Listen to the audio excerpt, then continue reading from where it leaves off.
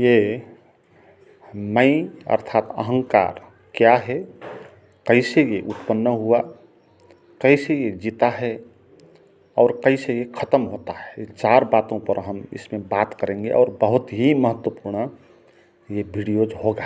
आप सभी को ये बात अच्छे से समझनी है, क्योंकि मूल में जो हमारी समस्या है वो इसी मैं की ही समस्या है। पहले समझ ले कि मैं क्या है।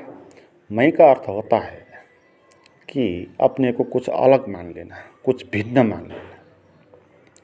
मैं जब हम कहते हैं तब हम क्या कहते हैं, अपने को जीवन से अलग कर देते हैं। हम ये बोलते हैं कि ये चीज़ नहीं हूँ मैं, ये नहीं हूँ, ये नहीं हूँ और ये हूँ। जब मैं ये हूँ बोलते हैं तो इसका अर्थ ये है, हम साथ में ये भी बोलते हैं कि ये मैं नहीं हूँ। जैसे आप अपने को मैं बोलते हैं तो साथ आप ये भी कहते हैं कि दूसरा जो आदमी है उसको ये मैं नहीं हूँ कहते हैं। वो पेड़ है जो, उसको मैं ये नहीं हूँ कहते हैं। सूरज है, पृथ्वी है, तारे हैं, जानवर है, इन सभी चीज़ों को आप इनकार करके अपने को कुछ अलग भिन्न इकाई आप मानते हैं, तभी आप अपने को मैं कह सकते हैं। मगर ये बात झूठ है, क्योंकि इस तरह सा जीवन में कोई भी अलग इकाई नहीं होता, मैं कुछ होता नहीं। जैसे एक आदमी का शरीर है, अब वो आदमी का शरीर दिखाई तो पड़ता है, वो अलग है, मगर वो आदमी का शरीर बनने के लिए सारा का सारा ब्रह्मांड का देन है। वो सभी ब्रह्मांड से जुड़ा है, वो पूरे ही पृथ्वी में जुड़ा है, पूरे ही आकाश में जुड़ा है। वो हवाएं लेता है तो जहाँ तक हवा है वहाँ तक उस शरीर का भी विस्तार है। सूरज आकाश में कुछ गड़बड़ हो गया तो इधर हमारे शरीर में भी गड़बड़ हो जाएगा। जल इसके अंदर नहीं डालो तो ये ख़त्म हो जाएगा। तो जो ये शरीर है पंच भौतिक चीज़ों का कम्बिनेशन है। तो इस शरीर को अलग मान लेना ये गलत बात है, क्योंकि अलग ये है नहीं। दिखाई पड़ता है अलग, मगर है नहीं। अगर ये सच में ही अलग होता तो इस ब्रह्मांड से अलग इसको रख दो कहीं पर, जहाँ हवा नहीं होगा, जहाँ ऑक्सीजन नहीं होगा, जहाँ सूरज नहीं होगा, जहाँ पृथ्वी नहीं होगा, तो फिर भी अगर वो शरीर बचता तो हम मान सकते थे कि यह शरीर कुछ अलग इकाई है जिसका इस ब्रह्मांड से कोई लेना देना है नहीं, तो हम उसको मैं कह सकते। मगर ऐसा होता नहीं है। आप इसको एक सेकंड भी अलग रख नहीं सकते। तो ये शरीर जुड़ा हुआ है, ये बात समझनी है। तो जो हमारा शरीर है या जो मन है वो खुद अलग इकाई है नहीं। वो हजारों करोड़ों जो भी अस्तित्व है वो सभी चीज़ों से जुड़ा है।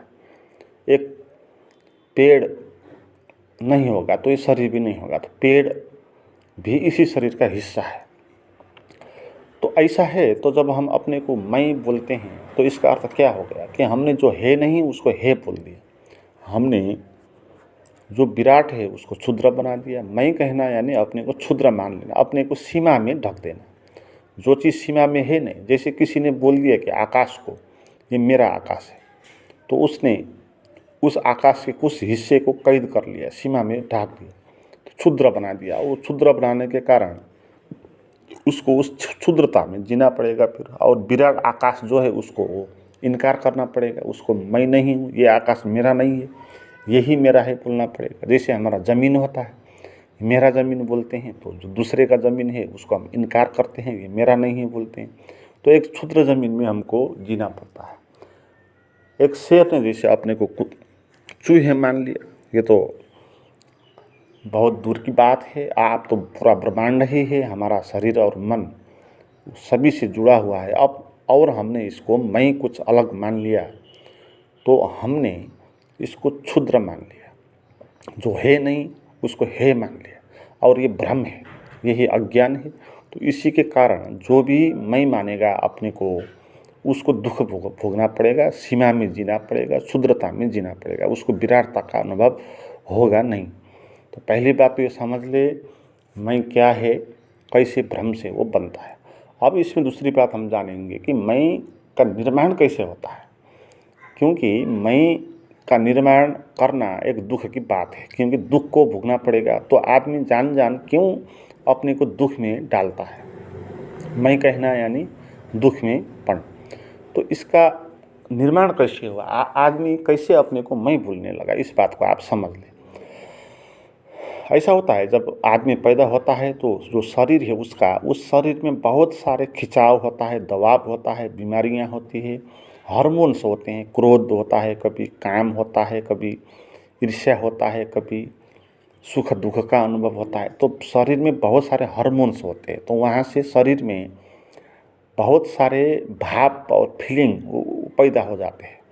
जब ये भाव और फीलिंग पैदा हो जाते हैं तब हमको लगता है कि ये दूसरे को तो ये नहीं हुआ, मुझे ही हुआ, इसीलिए ये मैं ही हूँ। यही मुख्य कारण है। गहरे में आप जाए तो जैसे आपका पैर पे चोट घाव बन गया तो उस घाव का दर्द होगा, तो दर्द आपको झेलना पड़ेगा, दूसरे को झेलना नहीं पड़ेगा। तो अब इस बात से ये बात साबित हो जाएगी, दूसरा जो है उसको झेलना नहीं पड़ा तो उसका ये है नहीं, मुझे ही झेलना पड़ा तो ये मेरा ही है। तो हमारा जो भी जीवन में दुख होता है तो हमको खुद को ही झेलना पड़ता है। तो इसलिए हमको लगता है कि ये दुख जो है, शरीर में उत्पन्न होने वाले जो भी भाव हैं वो सब मेरा ही है, ये मैं ही हूँ। ये गहरे से अचेतन से हमको ये मालूम पड़ता है। तो इसके कारण हम धीरे धीरे इन चीज़ों को मैं मानते मानते जाते हैं, तो ऐसे मैं बन जाता है। मगर ये भी एक धोखा है, ये भी एक भ्रम है, क्योंकि शरीर में जो भी अनुभव होगा, फीलिंग्स होगा, दुख दर्द पीड़ा इत्यादि का, वो हार्मोन्स के कारण होगा, और जो पीड़ा होगा वो शरीर में उसका पीड़ा का अनुभव होगा, है ना। जैसे एक शरीर में आपके कहीं पर घाव हो गया तो उसका किसको अनुभव होता है? उसका ब्रेन को अनुभव होता है, शरीर को ही अनुभव होता है, आपका अनुभव वो नहीं होगा। मगर आपने अपने को शरीर मान लिया तो वो पीड़ा आपको भी भोगनी पड़ेगी। आप इस तरह देखिए इसको, जैसे आपको ऑपरेशन करना है तो डॉक्टर आपको एनेस्थीसिया लगा देंगे, तो बेहोश होने वाली इंजेक्शन लगाएंगे और आपका पैर पूरे ही काट डालेंगे, तो भी आपको दर्द नहीं होगा। छोटा कहीं खुजली हो गया तो भी आपको इतना अनुभव में आता था, वो चीज़ कष्ट में डालता था, मगर आपका पैर ही काट लिया तो भी आपको पता नहीं चला। क्यों पता नहीं चला? अगर आप सच में वो दर्द आपका ही होता, आप ही वो दर्द होते, या वो शरीर ही आप होते, तो आपको इंजेक्शन दे के बेहोश बना के भी वो दर्द आपको होना था। मगर इंजेक्शन लगा के वो दर्द आपको नहीं होता। तो उसमें क्या हुआ कि इंजेक्शन लगा के जो आपके पैर पे घाव बना लिया, तो घाव का जो दर्द होगा उस दर्द को कौन अनुभव करता है? उसको ब्रेन अनुभव करता है। और ब्रेन कैसे अनुभव करता है? वो पैर से ब्रेन तक भीतर से जो नर्वस सिस्टम होता है, स्नायु सिस्टम होता है, उस नर्व के थ्रू वो दुख और दर्द का खबर ब्रेन तक पहुंचता है और ब्रेन उसको महसूस करता है, तो फिर उसको दर्द का अनुभव होता है। मगर कोई उस नर्व को काट डाले या उस नर्व को निष्क्रिय बना दे, कुछ क्षण के लिए सुला दे, तो वो नर्व वो खबर को ब्रेन तक पहुंचा नहीं पाएगा और आपको पीड़ा का अनुभव नहीं होगा। तो एनेस्थीसिया में जब इंजेक्शन देते हैं तो इंजेक्शन यही काम करता है, आपका जो पैर से ब्रेन तक जाने वाले जो नर्व है तो उस नर्व को सुला देते हैं, और वो ब्रेन वो खबर ब्रेन तक, वो दर्द का खबर ब्रेन तक वो पहुंचा नहीं पाता। तो इसलिए आपका ब्रेन को वो बात पता नहीं होती, इसलिए आपका दर्द का पता नहीं होगा।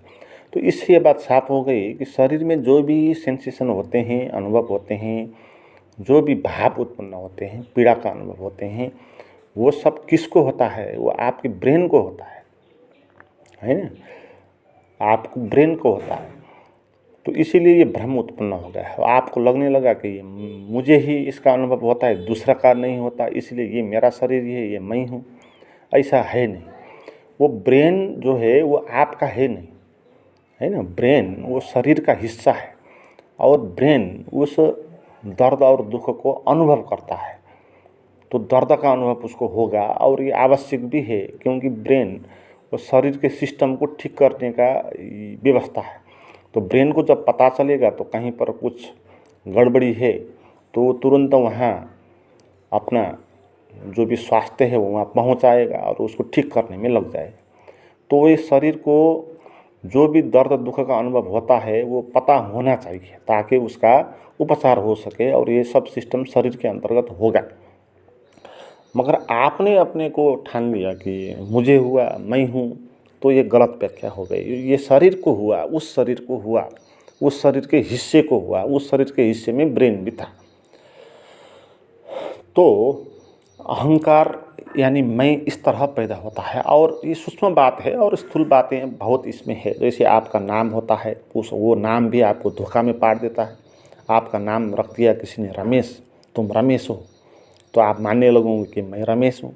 कोई रमेश बुलाएगा तो आप अपने के भीतर एक सेंडर खड़ा कर लेंगे मैं का, और प्रतिस्पर्धा है और लोग लूछाचुनी में लगे हैं, तो ये तेरा है, ये मेरा है। ये समाज में ऐसी व्यवस्था है।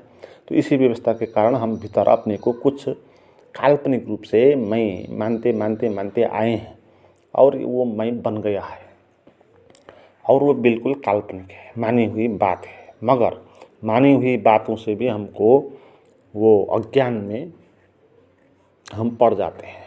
मानी हुई बातों से ही हम अज्ञान में पड़ जाते हैं। जैसे भूत प्रेत होते नहीं, आपने मान लिया भूत प्रेत होते, तो मान लिया, तो आप जब रात में कहीं जाएंगे तो आप घबराएंगे।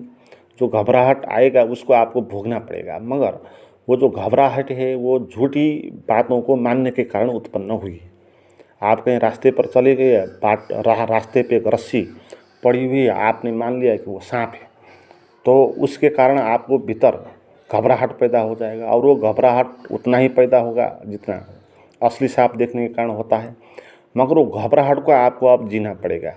तो मानी हुई बातों से, झूठ से, बात तो झूठ होती है, मगर उस अज्ञान के कारण हमको उस पीड़ा का अनुभव करना पड़ता है। तो है नहीं वहाँ सांप, तो भी हमने मान लिया कि सांप है, तो घबराहट उत्पन्न होगा और उसको हमको भोगना पड़ेगा। तो ऐसे ही मैं है ही नहीं, हमने मान लिया कि मैं हूँ, तो इसके कारण जो भी अनुभव होगा, जिसको हम मैं मानेंगे, जैसे हम अपने को शरीर मानते हैं, तो शरीर में कुछ दर्द का अनुभव होगा तो हमको लगेगा कि मुझे ही हो गया, तो इसका दर्द और दुख हमको अनुभव में आएगा। तो मैं ऐसे विकसित होता है। और मैं कैसे जीता है, क्योंकि झूठ को ज़्यादा देर जीने के लिए बहुत कष्ट होगा, क्योंकि झूठ ज़्यादा टिक नहीं सकता। आपने एक बार रस्सी देख लिया तो वो सांप का जो झूठ है वो ख़त्म हो जाएगा। तो क्षणिक होता है झूठ। मगर जो हमारा अहंकार का झूठ है वो जीवन भर चलता रहता है। वो कैसे चलता है, फिर कैसे जीते रहता है? तो इसका ये कारण है कि मैं अपने को श्रेष्ठ मानता है ना। मैं अपने को श्रेष्ठ मानता है, तो उस श्रेष्ठता के भाव के कारण वो जीते जाता है। उनने अपने को पहले मैं मान लिया तो है ही नहीं, और उसके बाद वो मानेगा कि मैं कुछ अलग हूँ, भिन्न हूँ। आप देखिए दुनिया में कितने आदमी है, जैसा भी मूड आदमी क्यों ना हो, क्षुद्र आदमी क्यों ना हो, वो अपने को श्रेष्ठ मानता है ना। जो श्रेष्ठ हैं, श्रेष्ठ गाते हैं, श्रेष्ठ लिखते हैं, श्रेष्ठ सीप और कौशल उनके पास है, तो वो श्रेष्ठ हूँ बोले तो कुछ बात भी जचती है। मगर वो श्रेष्ठ है नहीं, जो कुछ कर नहीं सकते, ऐसे निडल्ले बैठे हैं, पढ़े लिखे भी नहीं है ना। ऐसे दारू पीकर दिन भर सो के जीवन गुजारते हैं। तो ऐसे क्षुद्र लोग भी अपने को मानते हैं कि वो श्रेष्ठ है। मैं हूँ, मैं तेरे से बड़ा हूँ, तेरे से मैं बड़ी जानता हूँ, तो ये सभी लोग कहते हैं। तो मैं का जीने का एक उपाय है अपने को श्रेष्ठ मानना।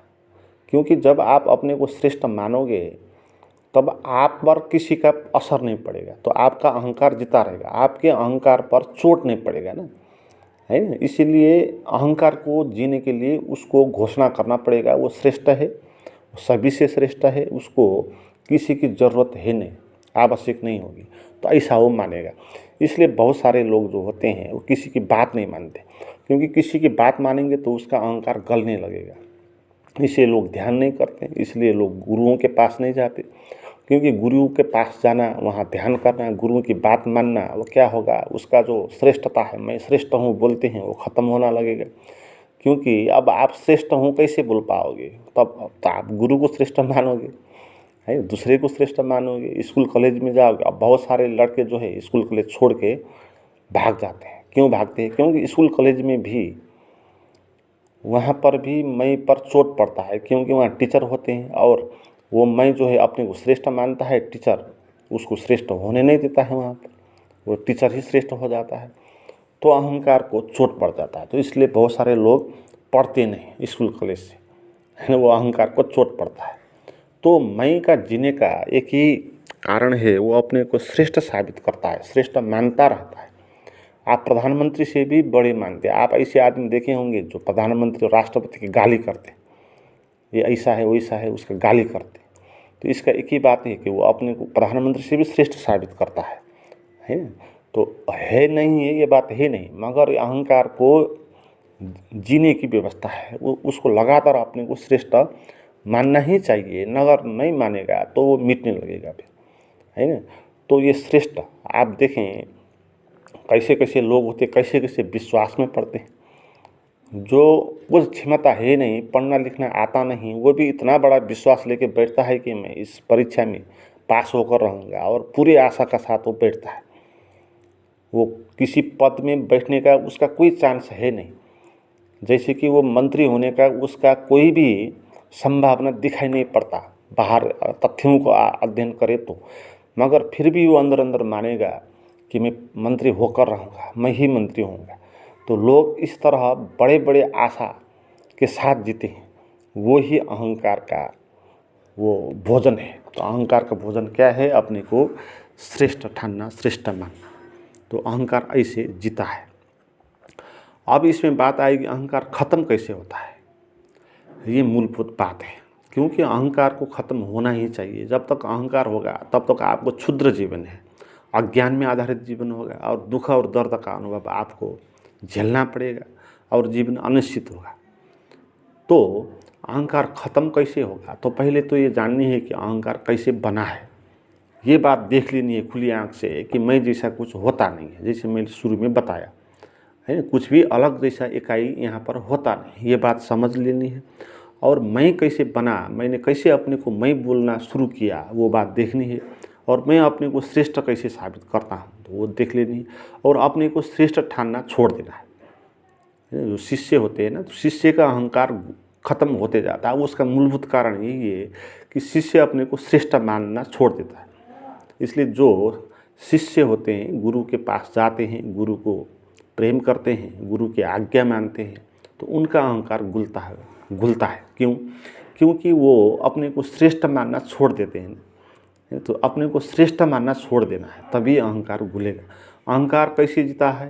अपने को श्रेष्ठ मानने के कारण। तो अहंकार किसका घुलता है? अहंकार निरअहंकारी कौन होता है? वो संत होते हैं, बुद्ध पुरुष होते हैं। और कैसे होते हैं? जिन्होंने अपने अहंकार को घुला लिया। और कैसे घुला लिया? अपने गुरु के माना, अपने को श्रेष्ठ मानना छोड़ दिया, गुरुओं को श्रेष्ठ माना, और सीखने के लिए वो तैयार हो गया। जो जितना मूढ़ आदमी होगा वो अपने को श्रेष्ठ साबित करे, जो जितना बुद्धिमान होगा वो अपने को सामान्य सोचेगा, कुछ नहीं सोचेगा। जो सबसे बुद्धिमान होगा अपने को कुछ समझेगा नहीं। आप देखें जितने छोटे पद के आदमी होते हैं उनके पास कितना बड़ा अहंकार होता है, और जितने बड़े पद में होते हैं उनके पास कम अहंकार होता है।